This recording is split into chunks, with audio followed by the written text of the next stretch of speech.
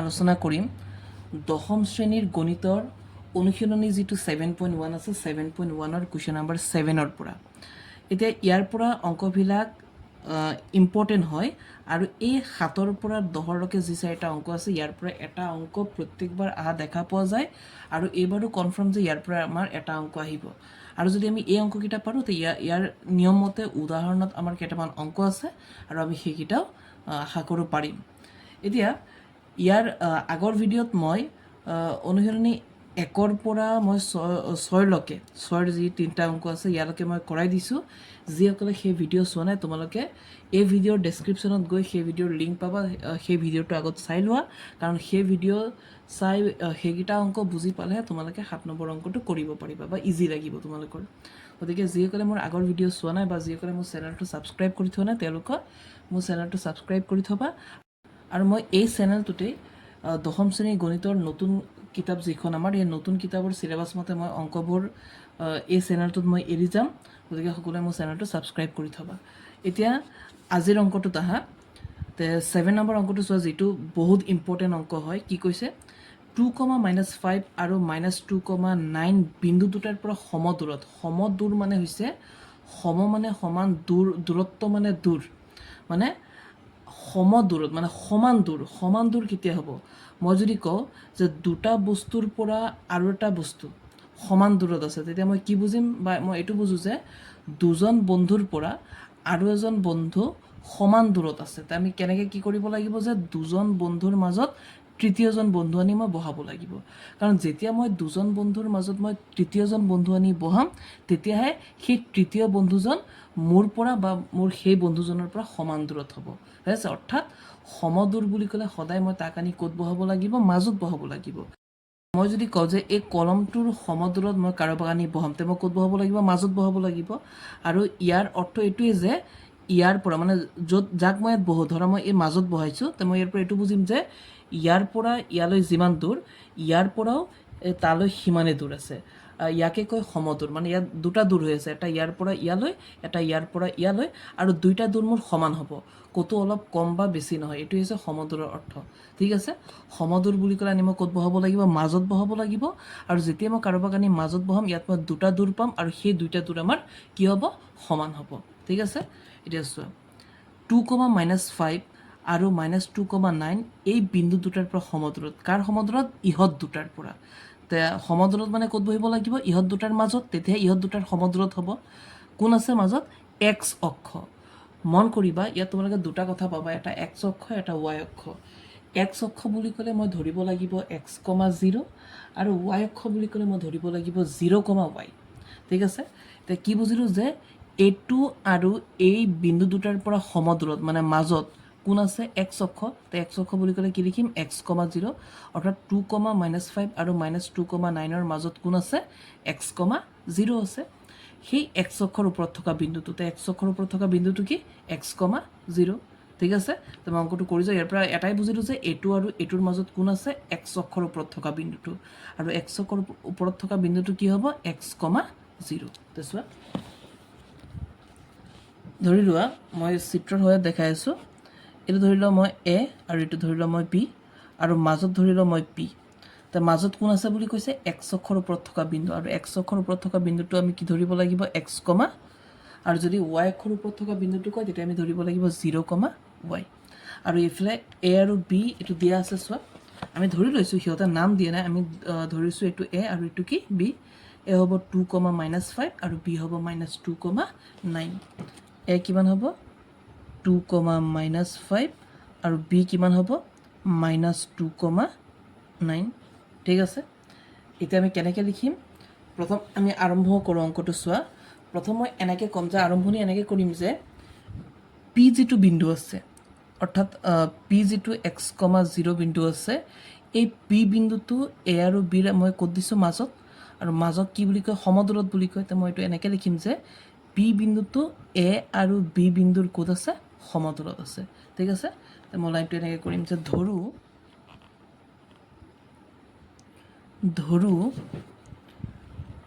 P x,0 বিন্দুটো কাৰ সমদূৰত এ আৰু বিৰ সমদূৰত এ 2,-5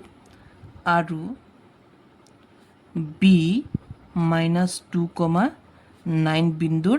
সমদূৰত ঠিক আছে এইটো কথা আমি প্ৰশ্নৰ পৰা বুজি পাইছোঁ বুজিলো এতিয়া আমি লিখিব লাগিব প্ৰশ্নমতে আমি কি ক'ম মই অলপ আগত বুজাইছিলোঁ যে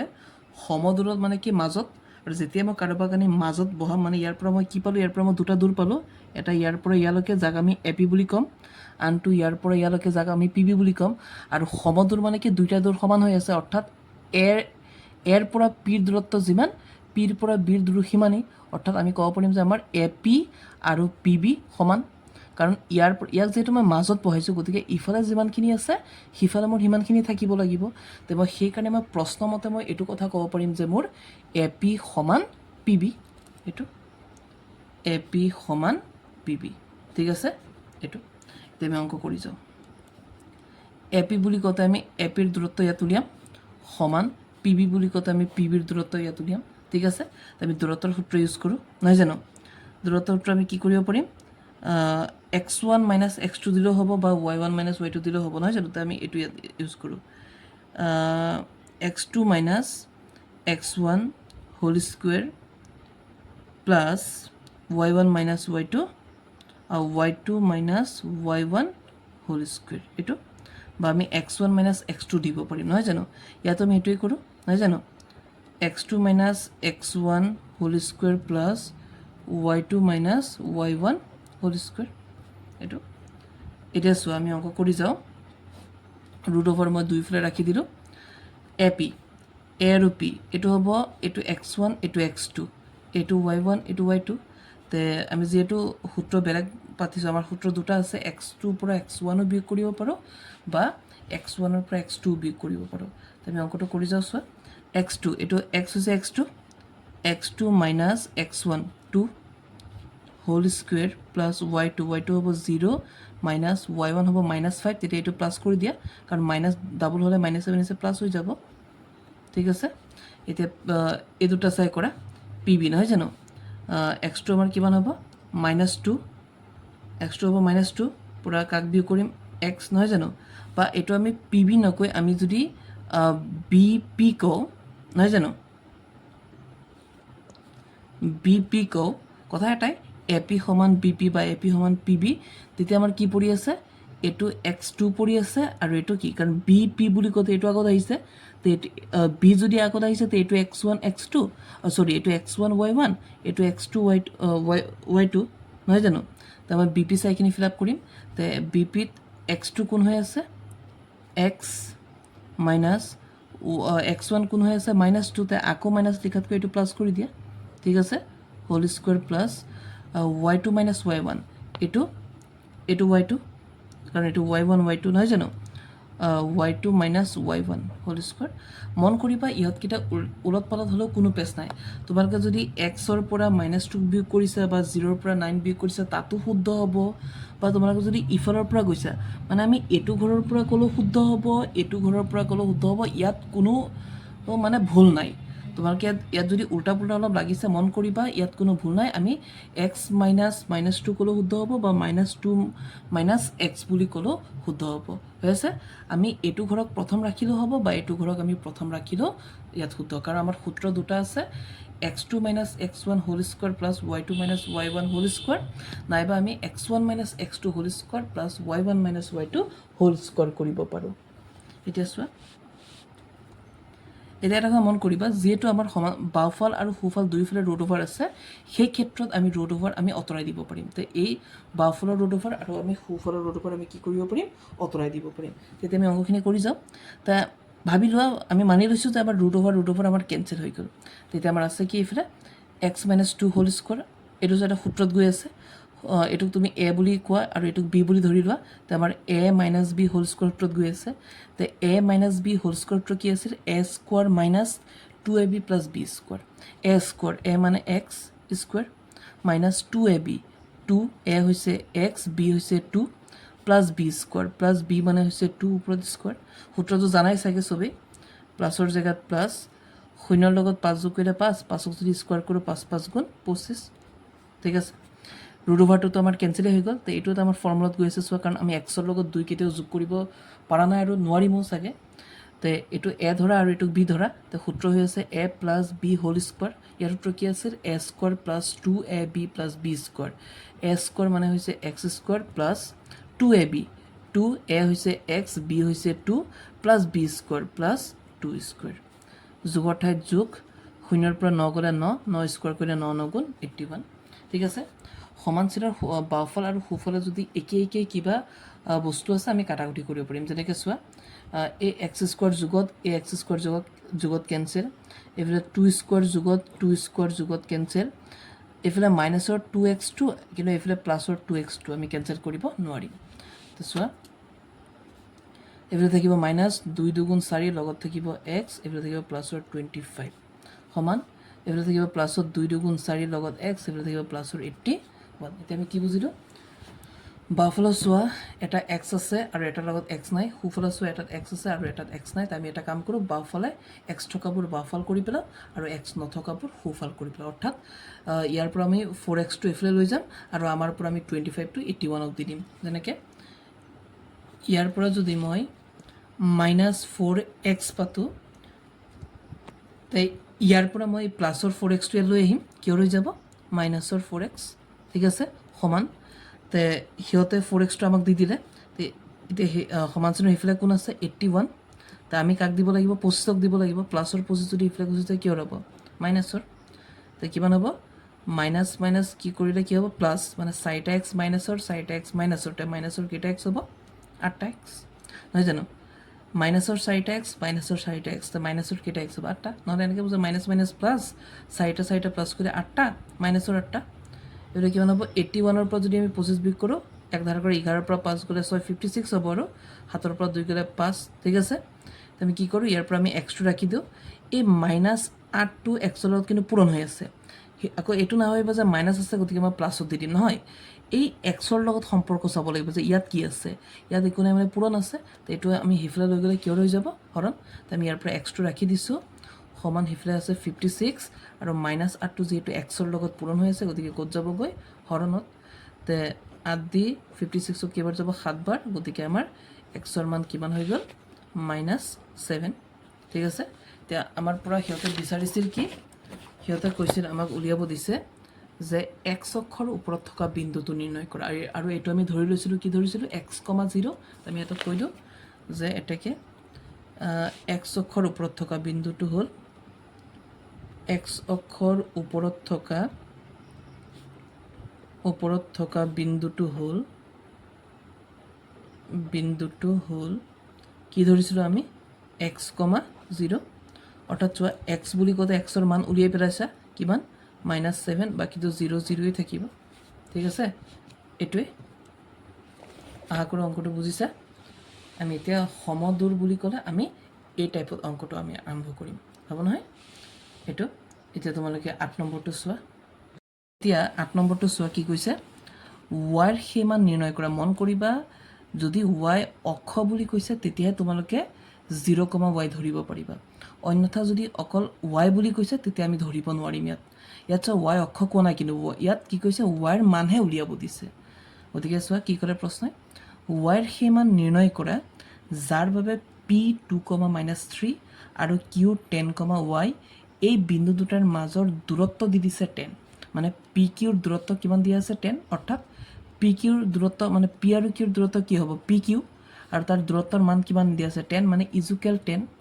মই যদি কয় x ৰ মান 2 কেনেকৈ লিখিম x ইজুকেল 2 এতিয়া চোৱা p q ৰ দূৰত্ব 10 মানে কেনেকৈ লিখিম p q ইজুকেল 10 এইটো লিখিম নহয় জানো চোৱা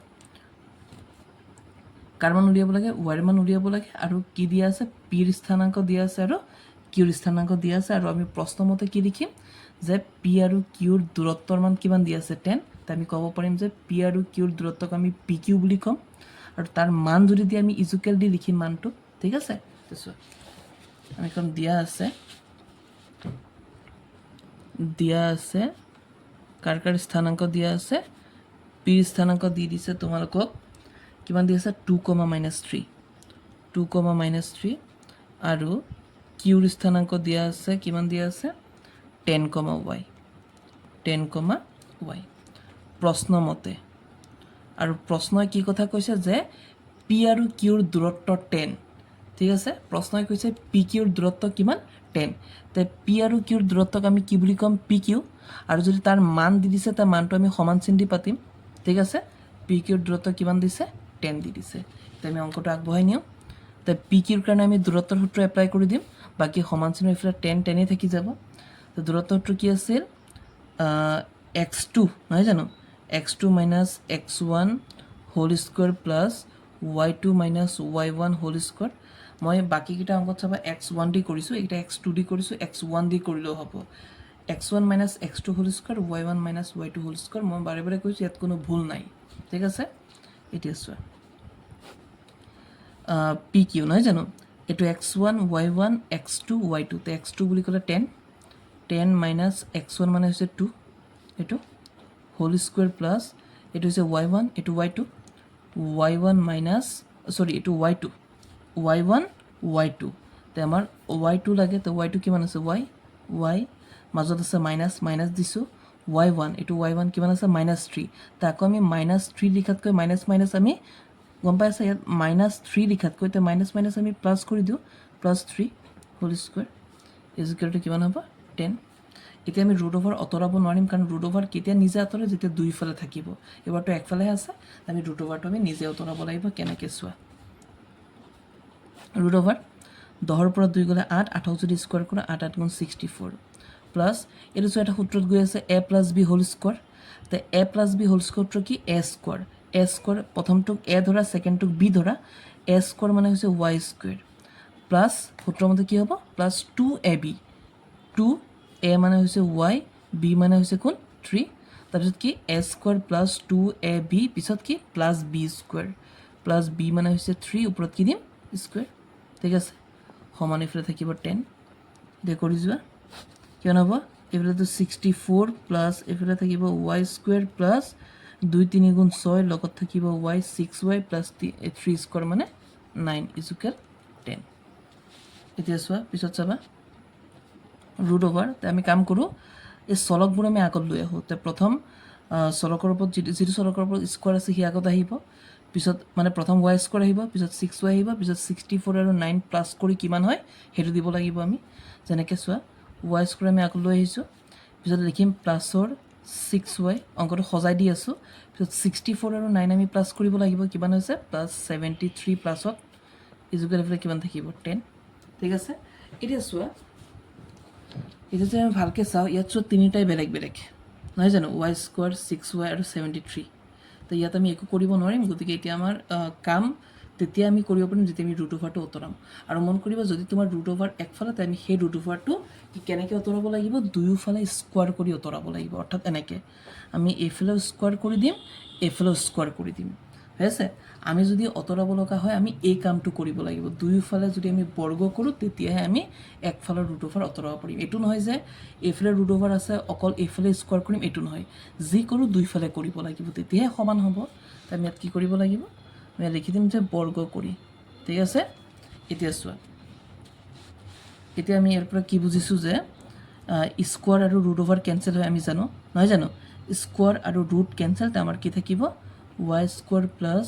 6y প্লাস 73 আৰু ইফালে তো ৰুট ওভাৰ নাই তেফালে আমি ডাইৰেক্ট কৰি 10 স্কয়াৰ মানে কিমান হ'ব 10 10 গুণ 100 ঠিক আছে এতিয়া চোৱা y square plus 6y plus 73 এহটো ইফালে লৈ আহা এটা চোৱা 73 এই 100 টো ইফালে প্লাসত আছে যদি ইয়াত লৈ আহো কি হ'ব মাইনাসৰ 100 ইজ ইকুৱেল টু 0 হৈ যাব এতিয়া চোৱা ইয়াৰ পিছৰান কি হ'ব y স্কয়াৰ প্লাস 6y তো এই দুটা আমি বিয়োগ কৰিব পাৰিম কিয় কাৰণ প্লাসে মাইনাসে মাইনাস 100 ৰ পৰা 73 গলে কিমান থাকিব কিমান হ'ব প্লাসে মাইনাসে মাইনাস 100 ৰ পৰা যদি আমি 73 মাইনাস কৰো কিমান হ'ব মাইনাসৰ 27 ইজ ইকুৱেল টু কিমান থাকিব 0 ঠিক আছে এতিয়া আমি এটো কি কৰিম চোৱা এতিয়া এটো আমি উৎপাদক বিশ্লেষণ কৰিম যাক আমি মিডল ফ্যাক্টৰ বুলি কওঁ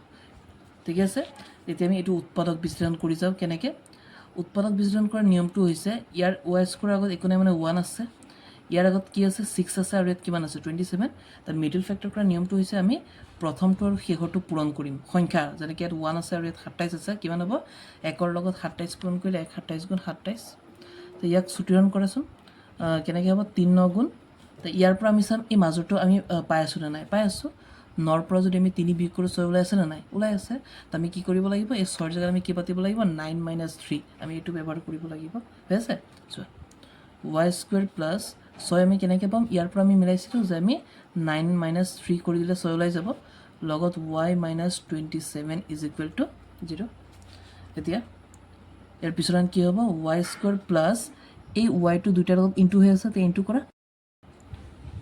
নৰ লগত y পূৰণ কৰিলে 9y প্লাছে মাইনাছে মাইনাছ 3 লগত y দিলে হ'ব 3y - 27 ইজ ইকুৱেল টু 0 এতিয়া আহি যাব কমন ল'ম কমন এই দুটাৰ পৰা কমন লওঁ কমন কাকৈ যিটো মিল আছে দুটাৰ লগত y দুটাৰ লগত মিল আছে তো আমাৰ কমন কি আহিব y² আৰু y পৰা আমাৰ কমন আহি আছে y এতিয়া চোৱা y দি y² কেইবাৰ যাব y বাৰ তেতিয়া y² হ'ব প্লাছ তো এইটো দি এইটোক যদি আমি কৰোঁ মানে হৰণ কৰোঁ তো y দি যদি আমি 9y হৰণ কৰোঁ কিমান থাকিব 9 কাৰণ y দি y কেঞ্চেল আমাৰ 9 আছে ঠিক আছে মাইনাছৰ জেগাত মাইনাছ 3 আৰু 27ৰ পৰা কমন কোন আহিব 3 আহিব কাৰণ তেতিয়া 3 দি 27ক যাব আৰু কিবা আহিবনে নাই তেনেকুৱা নাই তো আমি এইটো দিওঁ ব্ৰেকেট মাৰি দিওঁ তো 3 দি 3 এবাৰ একৰ লগত y পূৰণ কৰিলেতো y হ'ব মাইনাছে হ'ব প্লাছ 3 দি 27ক কেইবাৰ যাব 9 বাৰ ইজ ইকুৱেল টু 0 তাৰপিছত এই দুটা আমাৰ মিলিছে তো মিডিল ফেক্টৰ এই দুটা মিলিবই লাগিব এতিয়া আমি কি কৰিম মিল থকা দুটাৰ পৰা আমি এটা ৰাখিম y + 9 আমি দুটাৰ পৰা কেইটা ৰাখিছোঁ এটা আৰু বাকী বাহিৰত যিটো আছে এইটো ব্ৰেকেটত ৰাখি দিয়া কি আছে y - 3 ইজ ইকুৱেল টু 0 এইটোৰ শূন্য উলিয়াই দিয়া y + 9ৰ শূন্য এইটো তো এটা আছে y + 9 ইজ ইকুৱেল 0 আৰু আনটো আছে y - 3 ইজ ইকুৱেল 0 ঠিক আছে এতিয়া যদি আমি y ৰাখি দিওঁ তো প্লাছৰ ন সেইটো পাৰ গ'লে কিহৰ হ'ব মাইনাছৰ ন কাৰণ শূন্য কেনেকৈ হ'লে যদি প্লাছত থাকে মাইনাছ হয় মাইনাছ থাকিলে প্লাছ হয় আৰু পূৰণ হ'লে হৰণ হৰণ হ'লে পূৰণ আকৌ এইফালে যদি y ৰাখি দিওঁ তো -3 সিটো পাৰ হ'লে কিহৰ হ'ব +3 হৈ যাব তো আমাক yৰ মান উলিয়াব দিছে তো আমাৰ y মান ওলাই গ'ল ঠিক আছে আশা কৰোঁ ভিডিঅ'টো বুজিছা আৰু এই মিডিল ফেক্টৰত মই আগতে মই 2 নম্বৰ চেপ্টাৰত মই বুজাই দিছোঁ সেই ভিডিঅ'বোৰ তোমালোকে চাই যাবা আৰু এটা অংক বুজিবৰ কাৰণে আমি সদায় পুৰণা অংকবিলাকৰ লগত আমি জড়িত থাকিব লাগে গতিকে যিসকলে মোৰ চেনেলটো ছাবস্ক্ৰাইব কৰা নাই এতিয়াই ছাবস্ক্ৰাইব কৰি থোৱা যাতে মোৰ ইয়াৰ পিছৰ ভিডিঅ'ত মই যিবিলাক অংক এৰিম যাতে সেইবোৰ ভালকৈ বুজি পাবৰ কাৰণে ঠিক আছে আজিৰ ভিডিঅ'ত ইমানেই